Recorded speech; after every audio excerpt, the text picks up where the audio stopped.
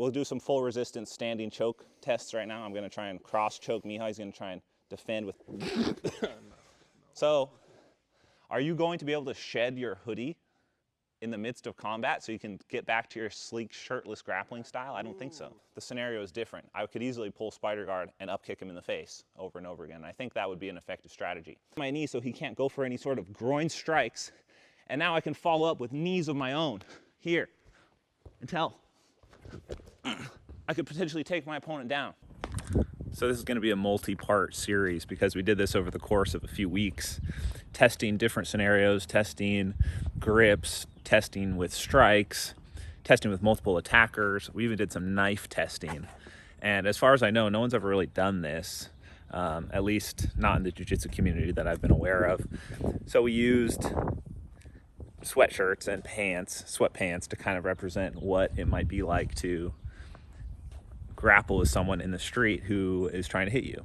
And I won't spoil it, but one of the things that was super effective is just grabbing people's sleeves. If you grab someone's sleeves, it's very difficult for them to generate any power with a punch or even throw a punch at all.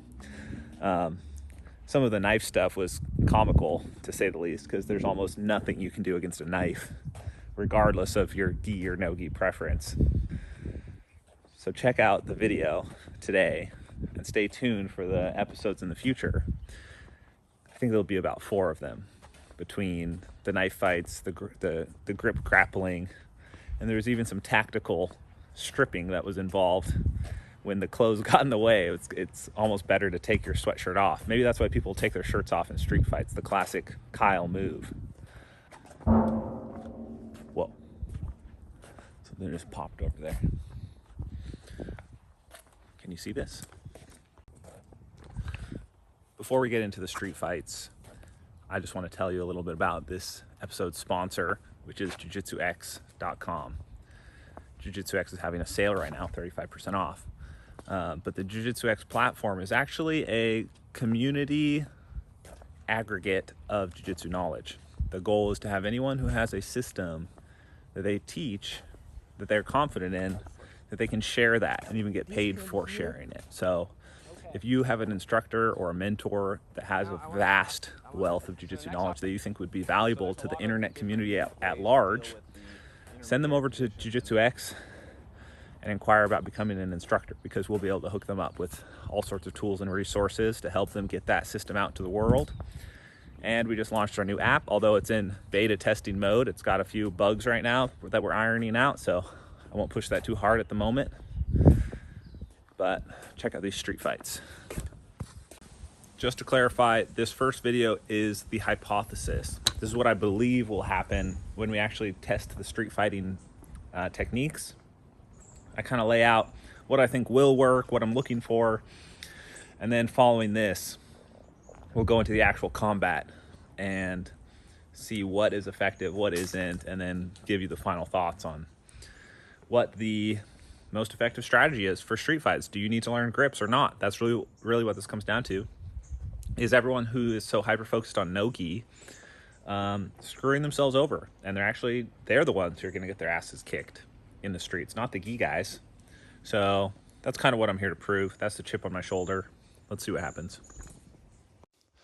So my pants seem to have ridden up, which is actually convenient for me, because if I were to face another jiu-jitsu fighter in the street, he wouldn't be able to grab my ankles now. So one thing to think about is if this is a common scenario. It's like, sure, sport jiu-jitsu would be somewhat useless in a street altercation where someone isn't using like proper passing positions or trying to secure the position. But what if my opponent is a brown belt like Miha, and he's out trying to have a good time tonight and he gets a little rowdy, drinking too much, and now I'm a black belt in jiu-jitsu facing a high-level brown belt?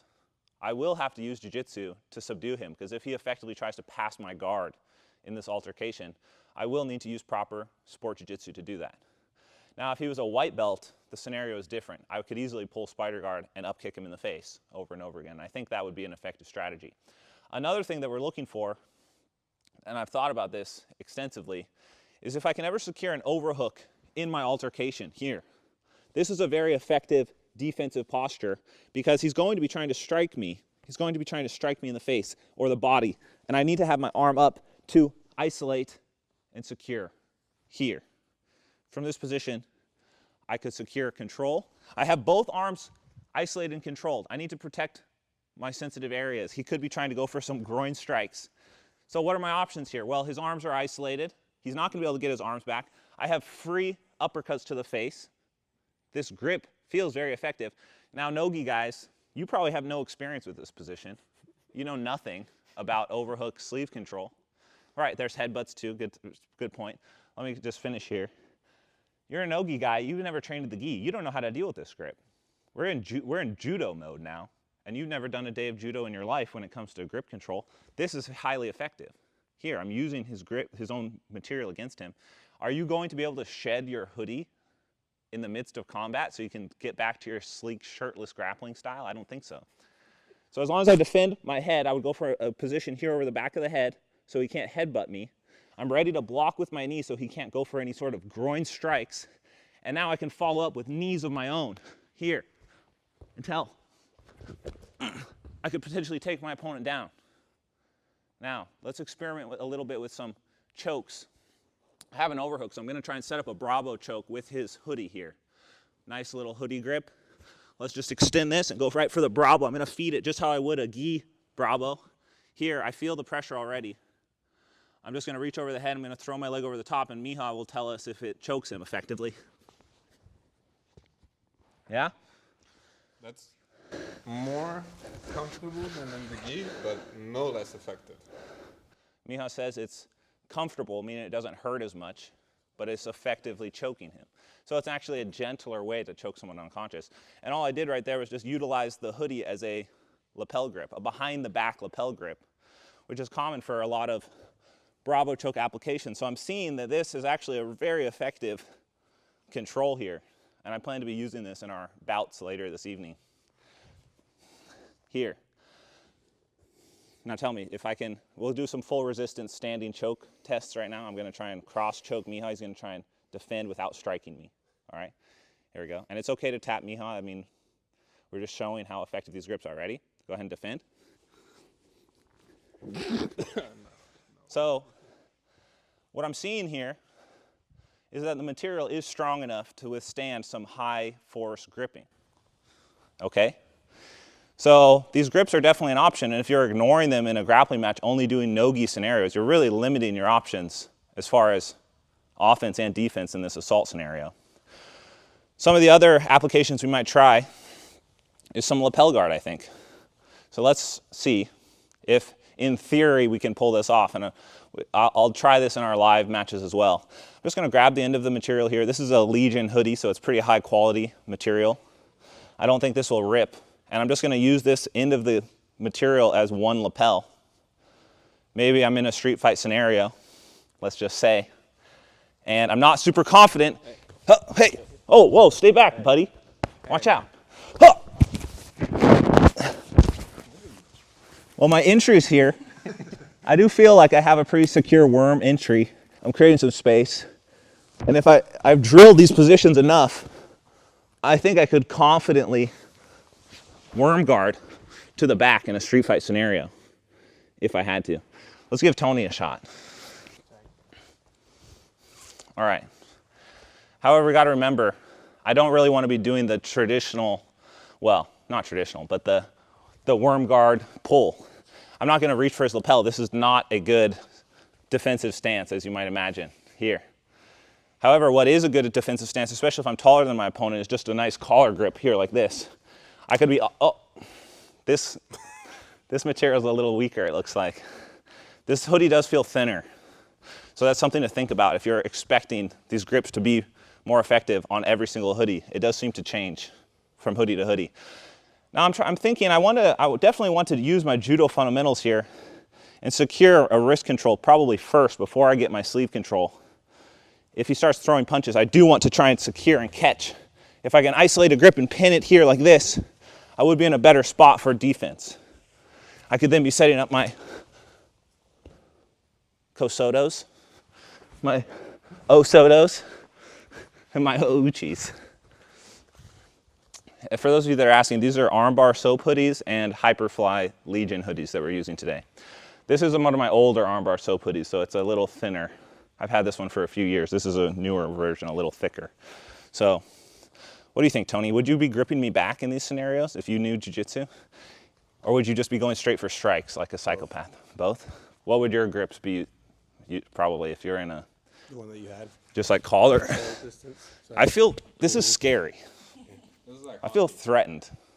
I feel like having to defend, like do that again. Having to defend strikes while you're like pushing me around and potentially off balancing me definitely feels dangerous for me. And I can't, like, just like in a gi, I can't necessarily just close the distance here.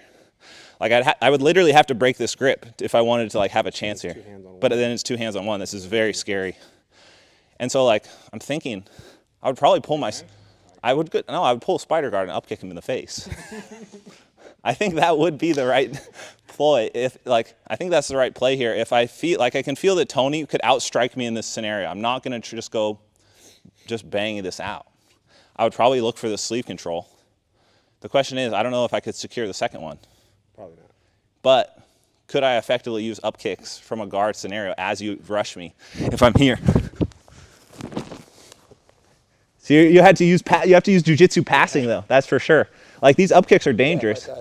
And I don't feel super threatened from stomps right now, especially with the sleeve control. I think my request of the video, nuts. For you? How do you defend your ball? Stop pulling my pants off, bro. I didn't tie these very tight. Have some decency. So I'm. Right, let's put some realism in the street situation. I just kicked Keenan in the face and that's it. That's a good point as well. You definitely don't want to be pulling Spider Guard if there's multiple attackers in the area. But say you're in an alleyway, you could potentially use. I'm just a strong proponent of Spider Guard up kicks in these gripping scenarios. Hey guys, thanks for watching that video. Make sure to subscribe to the channel for the next street jitsu videos that are coming soon. I'm going to upload the next one next week, probably Friday or Saturday, so keep an eye out for that. Make sure to check out jiujitsux.com, and you can follow me on Instagram. Just find my name, Keenan Cornelius. See ya. It's sparring around now. Jiu-jitsu and street clothing, yeah.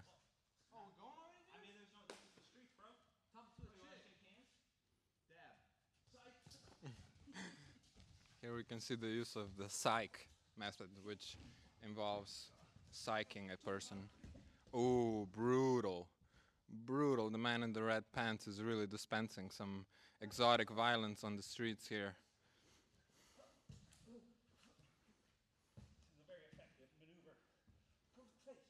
Oof. That, ooh, here we go. He went full Kyle. Full Chad. This went from 0 to Hawaii really fast here. Tony's coming back. He's carrying Keenan's discarded hoodie as a weapon. And now Keenan's on top. He's using his own discarded hoodie as a weapon now.